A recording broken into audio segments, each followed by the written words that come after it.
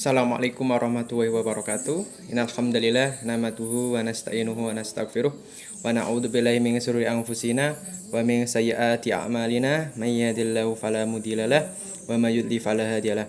Asyhadu an la ilaha illallah wa la syarikalah. Asyhadu anna Muhammadan abduhu wa rasuluhu amma ba'd.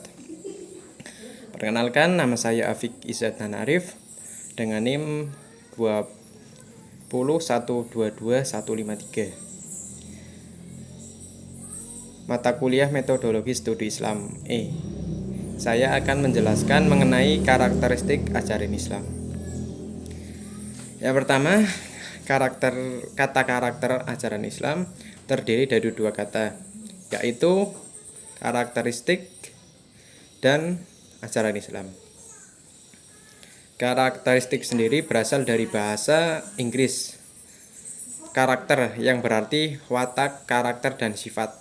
Kata karakteristik dalam Kamus Bahasa Indonesia diartikan sebagai sesuatu yang mempunyai karakter atau sifatnya yang khas. Dari segi etimologi, Islam sendiri berasal dari bahasa Arab, yaitu dari kata salima yang mengandung arti selamat, sentosa, dan damai. Dari kata salima selanjutnya diubah menjadi bentuk aslama yang berarti berserah diri, masuk dalam kedamaian. Juga berarti memelihara dalam keadaan sentosa, menyerahkan diri, tunduk, patuh, dan taat kepada Allah. Secara sederhana, karakteristik ajaran Islam dapat diartikan menjadi suatu ciri yang khas atau khusus yang mempelajari tentang berbagai ilmu pengetahuan dan kehidupan manusia dalam berbagai bidang agama, muamalah, kemanusiaan yang di dalamnya termasuk ekonomi, sosial, politik, pendidikan, kesehatan, pekerjaan, lingkungan hidup, dan disiplin ilmu. Yang kedua, macam-macam karakteristik ajaran Islam. Yang pertama, humanis.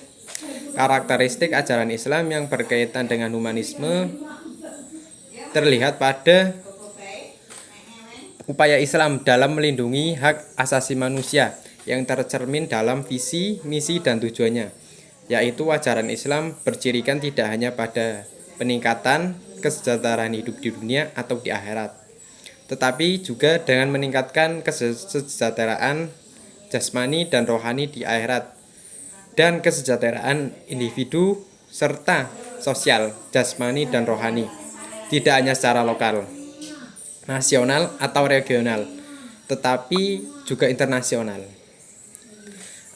Ajaran Islam bertujuan untuk memelihara dan melindungi seluruh hak asasi manusia, khususnya hak untuk hidup, hifz al-nafs, hak untuk beragama, hifz al-din, dan untuk berpikir, hifz akal, hak untuk mempunyai anak, hifz al-nail, dan hak atas kekayaan, hifz al-mal. Yang kedua, dinamis. Seiring dengan perubahan zaman, baik dalam pola komunikasi, interaksi transaksional, dan berbagai aspek kehidupan lainnya, maka ajaran Islam juga harus mengikuti dinamika tersebut. Di antara upaya adaptasi terhadap dinamisme sosial, ajaran Islam memberikan peluang atau ruang bagi para ulama untuk melakukan reinterpretasi dan pembaruan ajaran Islam, termasuk menyediakan ayat-ayat Al-Quran yang dapat ditafsirkan, khususnya ayat-ayat mutasyabihat. Yang ketiga, rasional. Hakikat ajaran Islam dalam Al-Quran sebagian besar bersifat global dan syarat-syaratnya bersifat umum, yang untuk mewujudkannya memerlukan pemikiran atau ijtihad manusia untuk menjabarkannya, merincinya, dan meneguhkannya. Sifat umum ayat ini tidak hanya untuk membuka peluang bagi akal manusia, tetapi juga untuk membantu manusia mewujudkan hasil ijtihadnya sesuai dengan perkembangan zaman. Tanpa hasil ijtihad yang berasal dari akal manusia, maka agama akan sulit diwujudkan dalam praktik. Yang keempat, robaniyah, sifat ketuhanan. Karakteristik robaniyah artinya Islam adalah agama yang bersumber dari Allah Subhanahu wa taala dan bukan dari manusia atau ciptaan pemikiran manusia.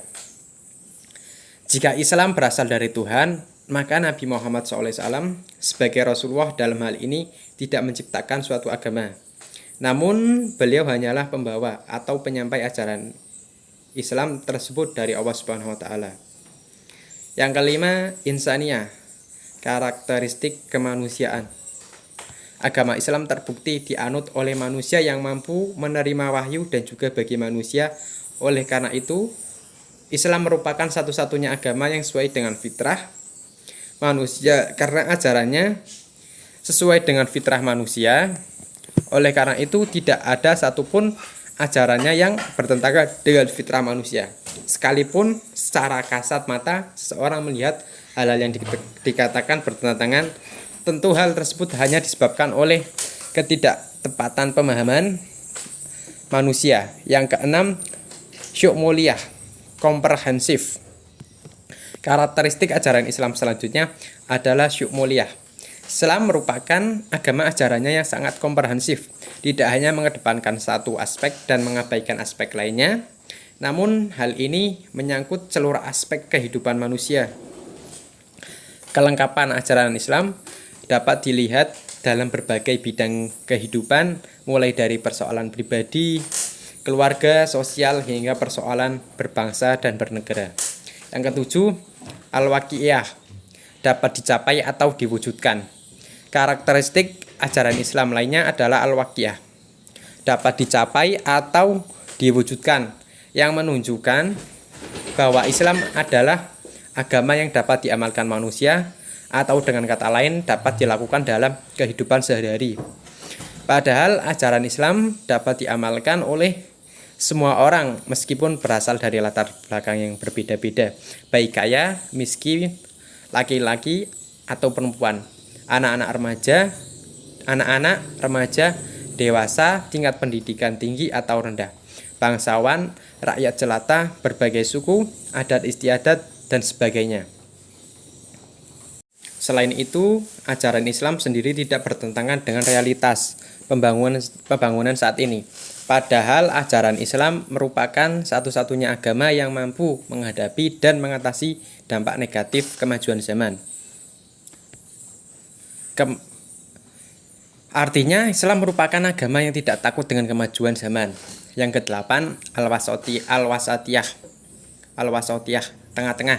Karakteristik ajaran Islam juga al-wasatiyah, rata-rata atau seimbang. Allah Subhanahu wa taala menyatakan bahwa umat Islam adalah umatun wasaton yang seimbang dalam beramal soleh yang berkaitan dengan pemenuhan kebutuhan jasmani dan juga kebutuhan rohani.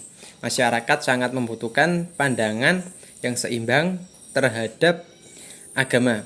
Hal ini karena tawasun, keseimbangan adalah sunatullah. Jika kita memperhatikan konsep keseimbangan, segala sesuatu di alam semesta ini sangat teratur. Ada siang yang terang dan malam yang gelap. Ada hujan dan panas. Ada bumi dan ada juga langit. Ada laki-laki dan ada perempuan. Begitulah seterusnya sampai ada keseimbangan dalam hidup ini.